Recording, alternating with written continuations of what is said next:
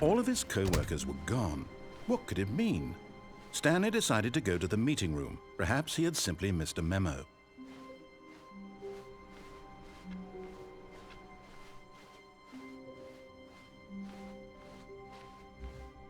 When Stanley came to a set of 2 open doors, he entered the door on his left.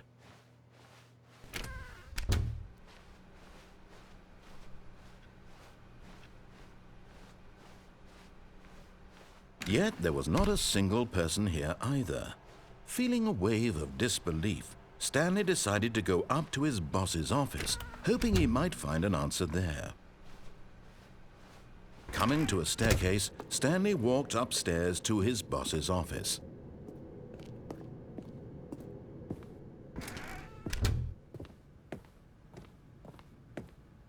The moment he entered his manager's office, Stanley froze in his tracks. Not a living soul anywhere. Could he really be all alone? This was too much for Stanley to take. Too much for any man to take. He fell to his knees, bursting into half moans, half sobs, the guttural retching of life from a man denied any hope, any reason to keep going. Here on the floor he lay prone, paralyzed by fear for nearly a full hour. But when at last he began to move about and survey the situation, he found a keypad behind the boss's desk. What could it mean? Was it a sign of hope for Stanley's future? Alas, it was not. For although this keypad guarded the terrible secret of Stanley's past, it had been assigned a 4-digit code so devious and so random that no man could ever hope to guess it. 2845. Yet incredibly, by simply pushing random buttons on the keypad, Stanley happened to input the correct code by sheer luck. Amazing. He stepped into the newly opened passageway.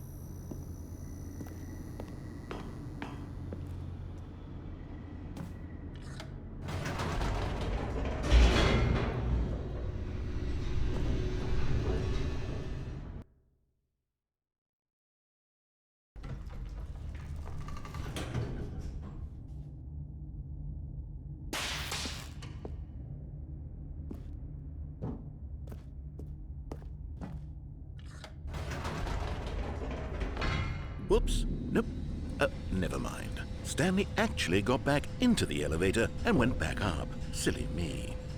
Why did Stanley do that when he knew that it would just lead back to his boss's office? Well, that's a great question. I just can't wait to find out.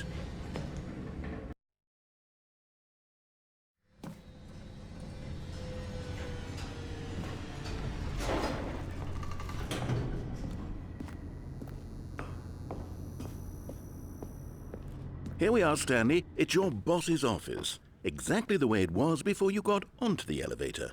It's still just exactly what it is. What a decision you've made to come up here and look at the office again. This has fleshed out the plot of the story in new and fascinating ways I could have never anticipated. It's that keen eye for storytelling that you have, an incisive rapid fire of critical plot points, one after the other, weaving a rich tapestry of uncompromising narrative. Wow! I'm bolted to the edge of my seat.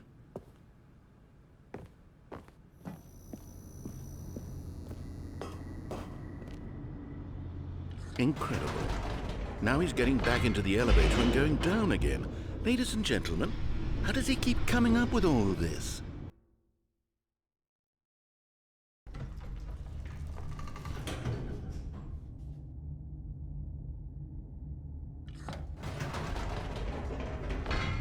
Did you think we were going to go forward down the spooky corridor? No.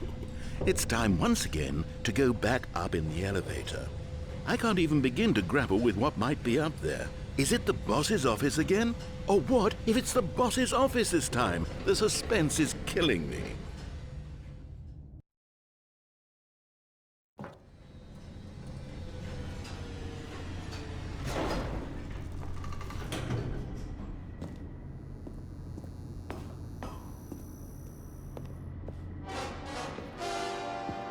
Oh my God.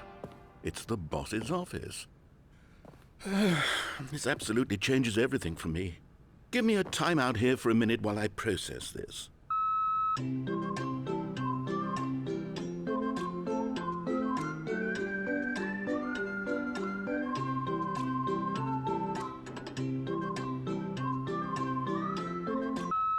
Okay, I'm ready.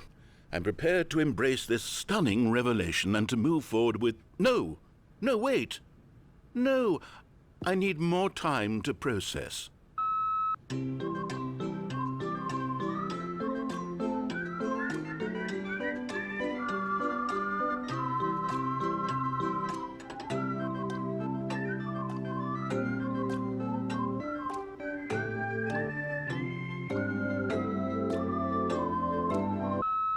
All right. I have fully come to terms with it. I have made space in my worldview for this astonishing new reality. As before, I turn to your expert eye for gripping narrative, Master Stanley.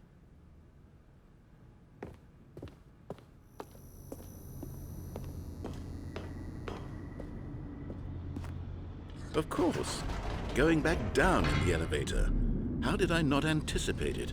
I mean, sure, now it's obvious, but you have to understand that 30 seconds ago, this kind of thing had never been attempted before. I had no frame of reference to even anticipate it. That's just how revelatory Stanley's decision-making is. A breath of fresh air in a landscape of storytelling that has grown stale and repetitive.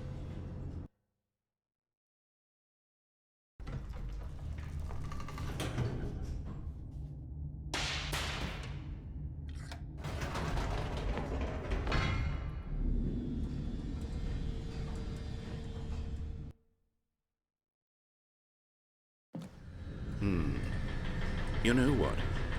I've just thought of something. Hold on, let's stop for a moment. Don't you realize? It's the anticipation, Stanley. You and I, we have no way of knowing what will be at the top of this elevator. But the suspense, the agony of waiting and anticipating and having to guess, that's the real thrill. Oh, I simply don't want to let that feeling go. It's so precious, so fleeting. Why don't we take this elevator ride nice and slow? There we go. Isn't this so much more exciting? You know, Stanley, it seems like nowadays the only thing that audiences want is to be shocked as loudly and frequently as possible. They want big, explosive moments flung right in their faces from the very moment that things get started. But where's the tension? Where's the trust in the audience to build a slow and nuanced appreciation for the story, the characters? Why aren't we given time to imagine the surprises, to have to think and to anticipate and then to marvel at the eventual reveal? This is storytelling, Stanley. What you and I are doing right now. This is the most exciting narrative to be developed in years, and it's really all because of you. You're the one who took this bold step of revisiting the exact same locations over and over. Truly, I mean it. This is unique and different. It's not like anything else out there. You see, I want stories that surprise me, Stanley. I want to have to think. I want to be engaged and not pandered to. We're being fed such unimaginative drivel all the time, and we all know it, which is why we're so starved for content that makes us feel sharp and vital and alive. That's why people like you so much, Stanley, because you're not afraid to spit in the face of tradition. You're a role model, you know? People look up to you. Which is why, oh, I didn't know when to spring this on you, but, well, I've gathered a little press conference for you so that you can talk about your work and your storytelling and your life. Yes, I know you're not much for the public eye, but I thought it would especially mean a lot to the people who have been following you from the beginning. They really look up to you, Stanley. I don't know if you realize the impact you have on them. This is the kind of gesture that might leave a tremendous impact on them for the better. Oh, good, we're here. Okay, the room where we're holding the press conference should be just around the corner here somewhere.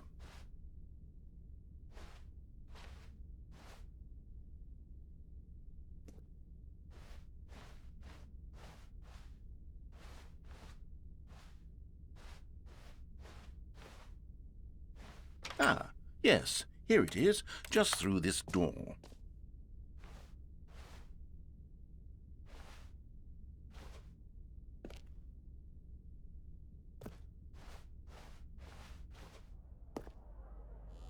right. Are you ready? I've told them you're going to speak a little bit about the nature of surprise in storytelling and what it means to craft a truly unpredictable narrative. Oh, don't worry. You'll do great. Just be yourself and speak from the heart. I'm really proud of you, Stanley. Okay, it looks like they're ready for you. Go get 'em.